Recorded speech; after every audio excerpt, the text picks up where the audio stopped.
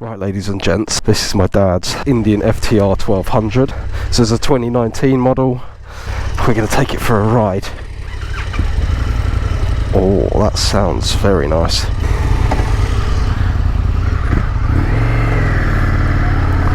So this is a sort of like a flat tracker, I guess. 1200cc V-twin, about 120 horsepower, and I think it's around 115 newton meters of torque.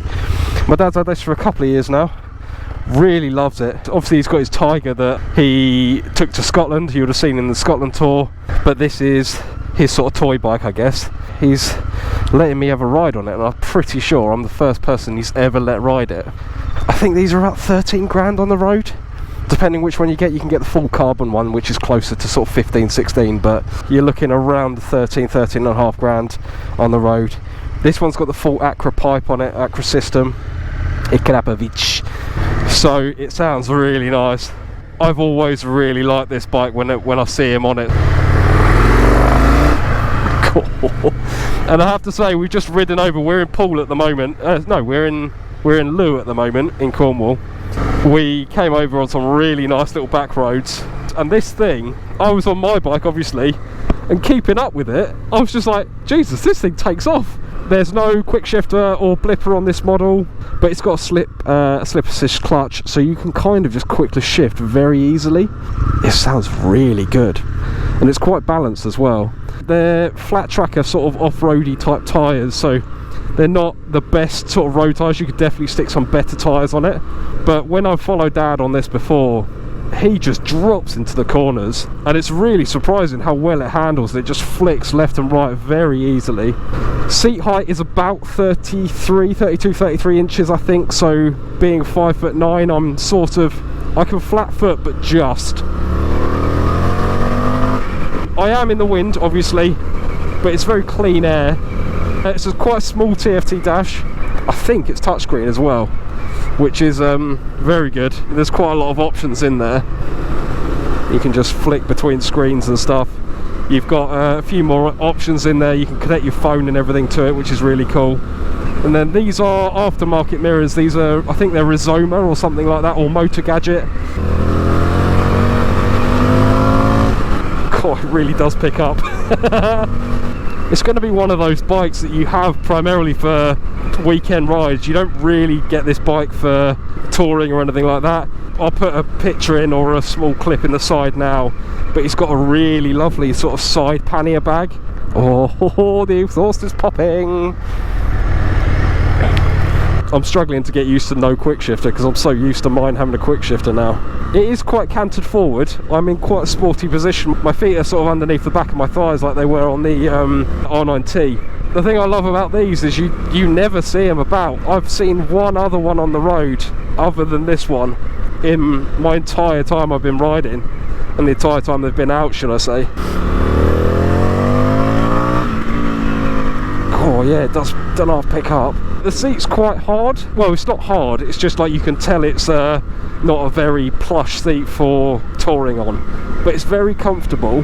There's no weight on my wrist at all. The thing that is quite nice about this is, even though it's sort of a retro kind of flat tracker type bike, it's got, like I said, full touchscreen display. It's got cruise control, which is lovely. It's got all LED headlights and stuff, which looks really nice. So it's actually quite well spec'd for a sort of custom cafe style racer looking bike. I mean, not many bikes of this style have TFTs at all. Do you know what? It's not the most powerful bike in the world. I think, like I said, it's only 120 horsepower. It does weigh quite a bit as well. I think it's 220 odd kilos. On paper, it shouldn't be as quick as it is, but it doesn't half take off. It is so quick. Obviously, my dad's owned this for a couple of years now, and the only real negative that come out of it is the tank is only like 13 or 14 litres, I think. I don't know what it is. I'll stick it on screen if it's any different, but I think it's around 13 litres. And it's under the seat, so it's a bit of a pig to fill up. It's got one of those fuel nozzles where it's quite hard to get the fuel pump in, so you kind of have to hold it out, if that makes sense. And there's a lot of, like, already I can feel there's quite a lot of heat coming out from underneath me. It's almost like I'm riding an old Ducati or something. It does take a little bit of persuading to lean, but like counter steering works very well. But it's so comfortable. Don't get me wrong, my dad absolutely loves this thing. He ordered a Norton Ranger, the 650 twins that Norton were going to bring out, and he was waiting a year for that. He just transferred his deposit over onto this because he was so fed up with waiting for the Norton. And he's had this, what, like nearly 2.5, 3 years now, and absolutely loves it.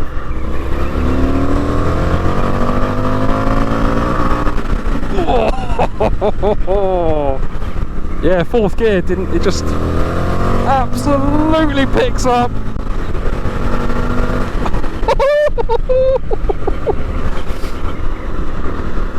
Yeah, you can clutch a shift very easily, so I mean it'd be nice to have a quick shifter, but it actually works really well without it.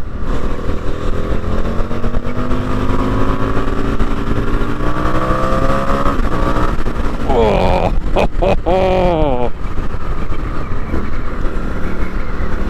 And it just hangs on so well. I have to say, it doesn't move around underneath you that much. It's very planted.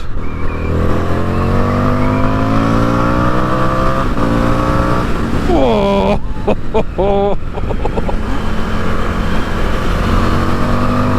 Oh my god. Now I think it's got Brembos all round as well, and they work really well. Very, very nice, Dad. I'm impressed.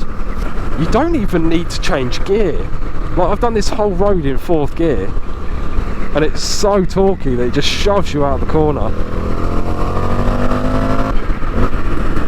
Oh, that downshift.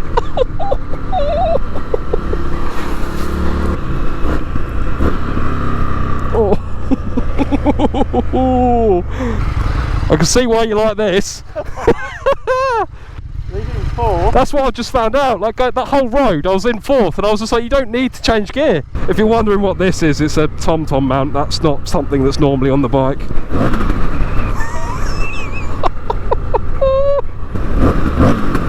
Oh, they're popping.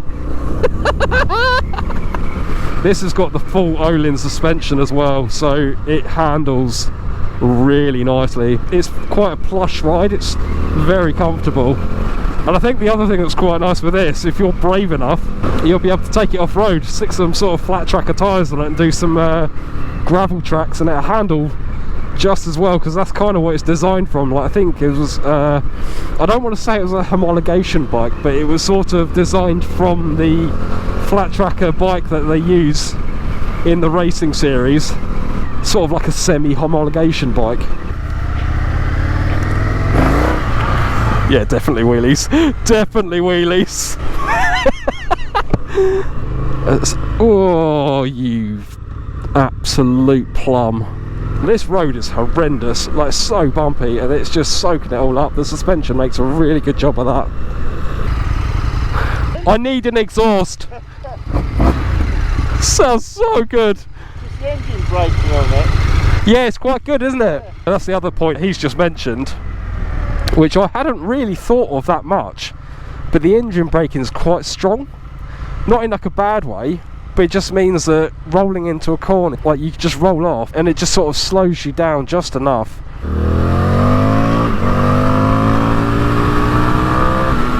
Oh wow, this thing's quick.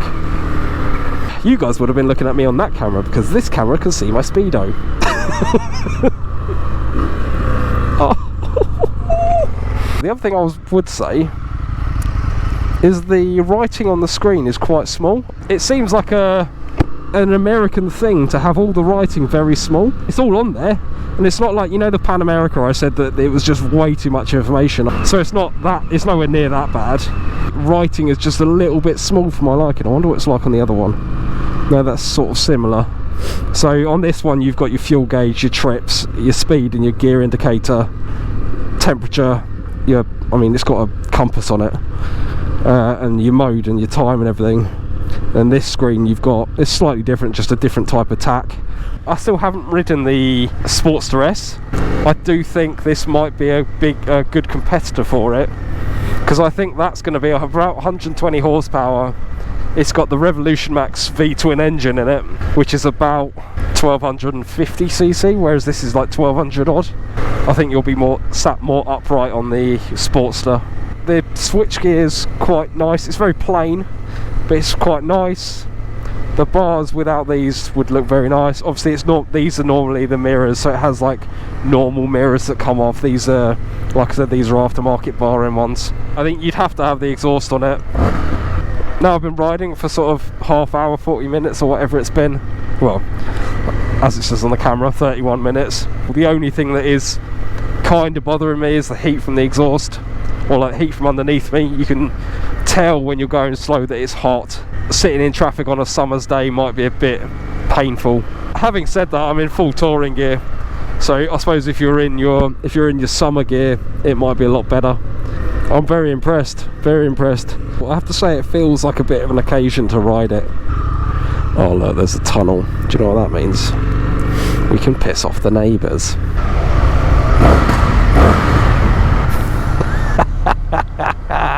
Wow.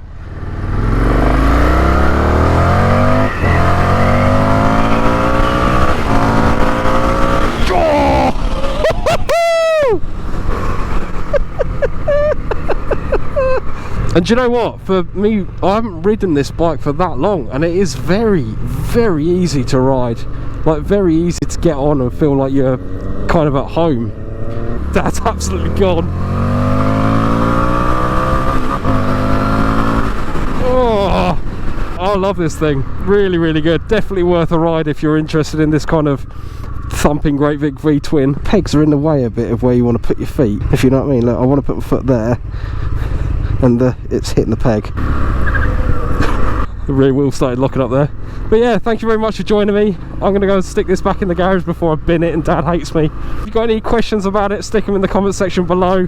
I'll tell Dad to keep an eye on the comments as well, so if there's any like owners type questions, I'm sure he can answer them for you. Thank you very much for joining me, and I will see you in the next video.